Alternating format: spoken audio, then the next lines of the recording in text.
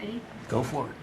Okay, so my topic was substance abuse, and the book I read was called Love is a Choice, and it mainly talked about codependent relationships, and most people who are addicts, they get involved in codependent relationships.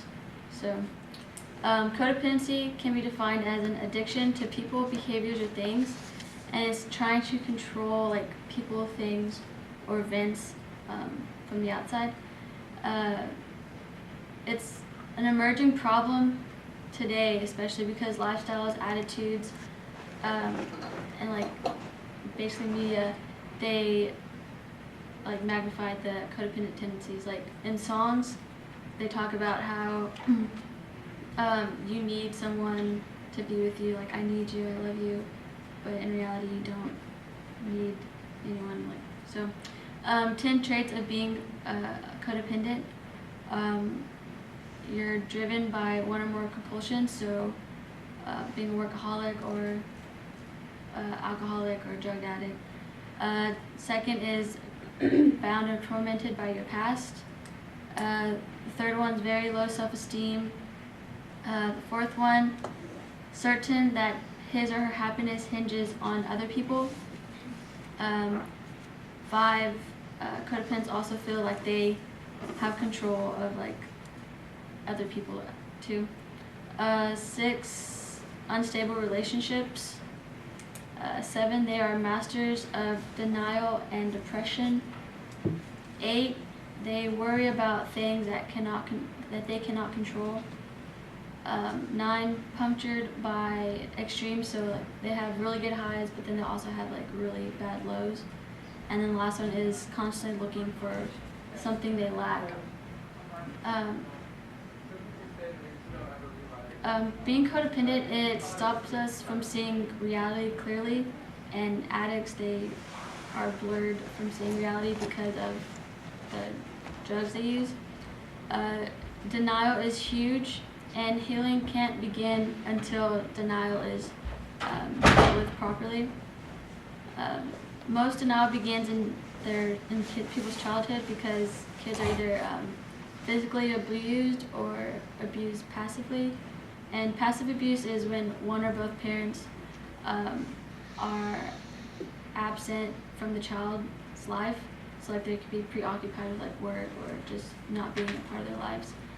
And then there's also emotional incest, and that means like when the parent puts more responsibility on the child than what's necessary. So like a child is given the role of an adult, so like taking care of other siblings. I chose this topic because my aunt is an addict, so I just kind of wanted to know more about it. So I interviewed my aunt, my grandma, and Professor View.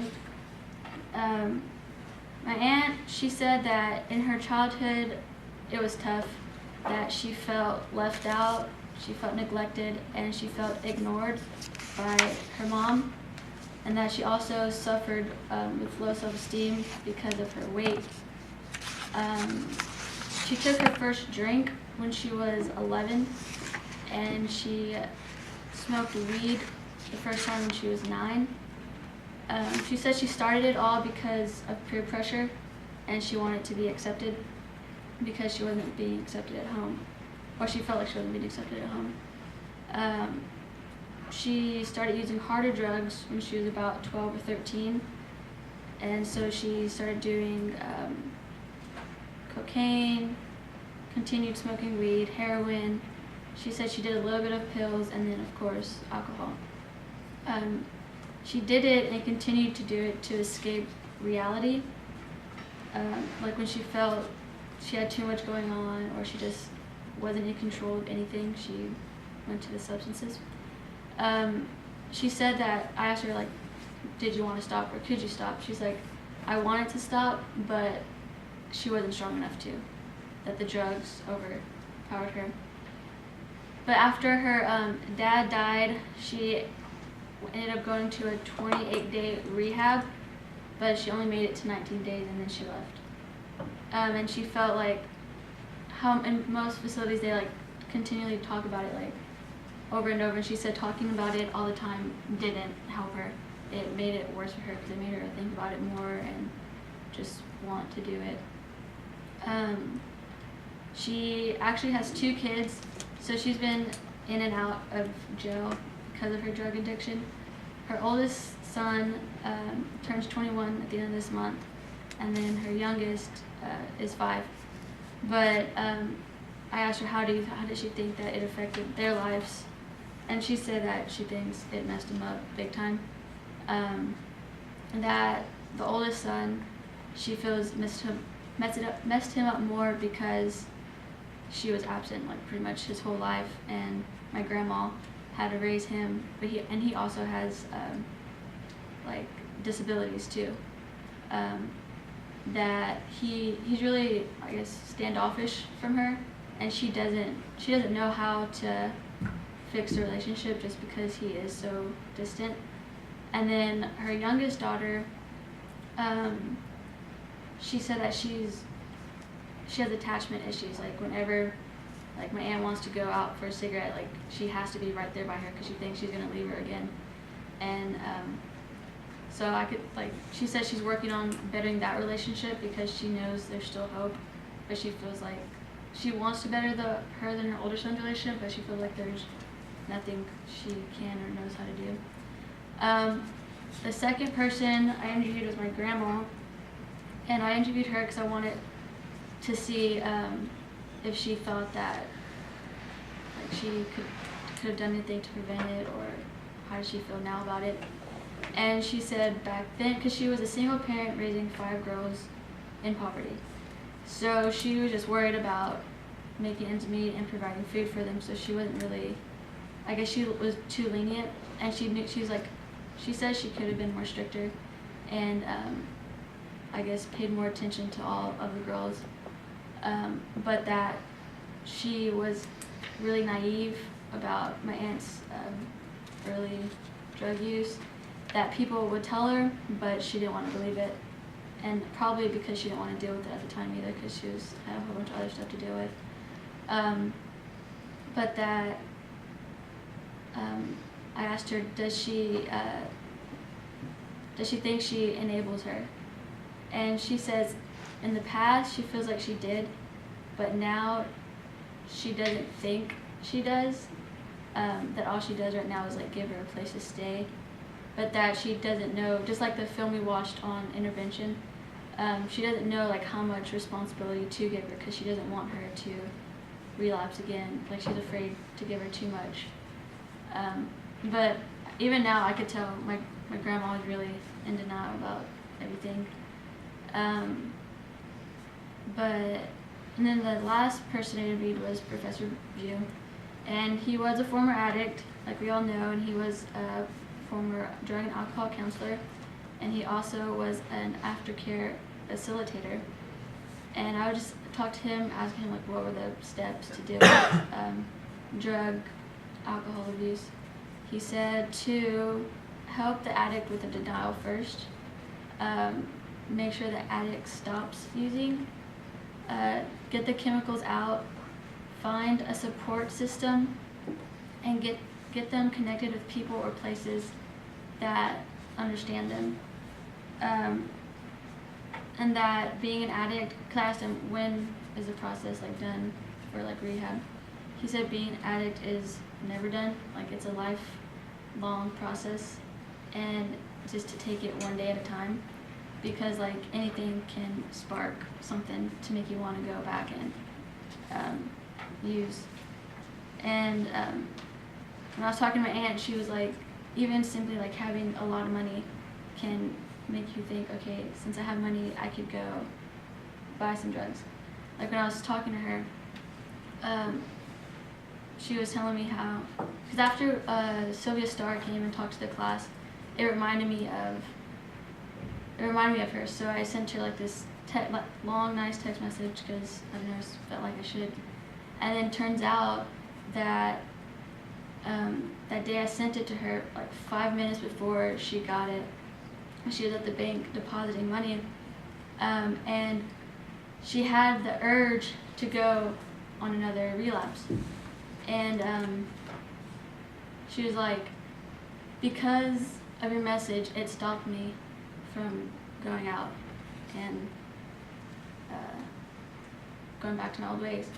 And that made me feel really good because, like, I know she struggles with it, and just to know that I could help her just by a text message made me feel pretty good. Some of the solutions that were in the book I read and just my own thoughts were figure out any addictions or pain that an addict might have, deal with the initial shame and guilt, realize that life is wonderful without letting the drug get a hold of you, lean on God entirely. And most people, like, they don't entirely lean on God, they just lean on God halfway, and then once they don't see any results, they just go to their own methods.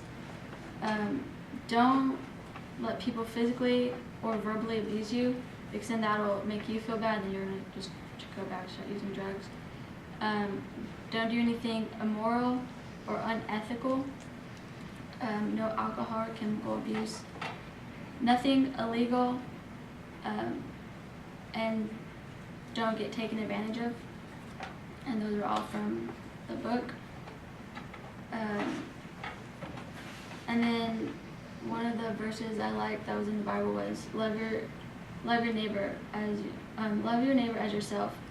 And most people, like, get it mixed up where they love other people more than themselves, but we all need to realize that before we can love someone, like, wholeheartedly, you have to accept and love yourself, and you can't let your own personal demons affect other relationships you get involved in. And then another Bible verse is 1 Corinthians 3:17. If anyone destroys God's temple, God will destroy him, for God's temple is holy, and you are that temple. The way I took this was, like, God made us all perfect, and He doesn't want us to put anything in our bodies that will slowly kill it.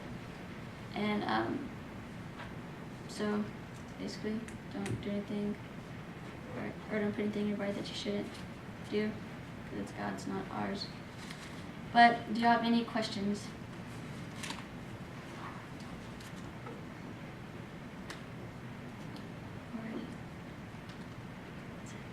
Second.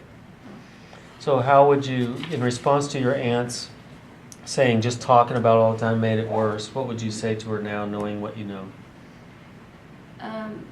Knowing what I know, well, I actually was talking to her and told her how she should find someone she feels comfortable with, like, just whenever she feels those urges. And she says she does, like, my other aunt used to be an addict, or is an addict too, but she's been sober for a while now.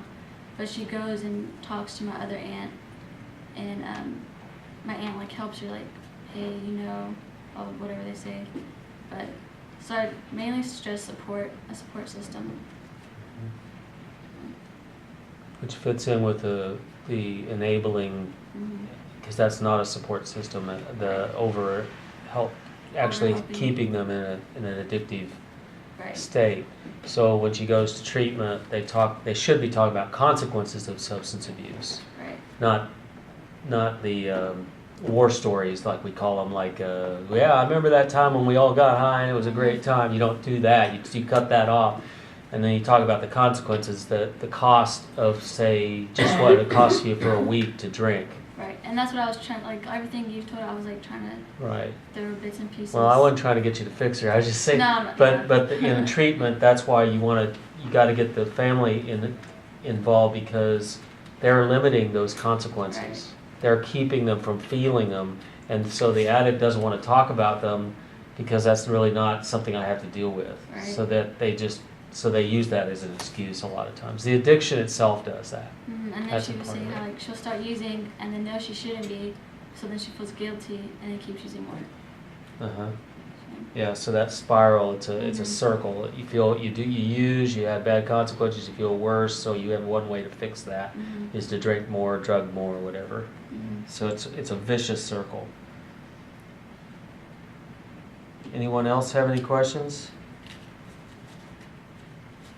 Just for my curiosity, how many of you know somebody who has a substance abuse issue in their lives? everybody practically. Mhm. In fact, you all do. You may not know they have one, but they do because it's so broad.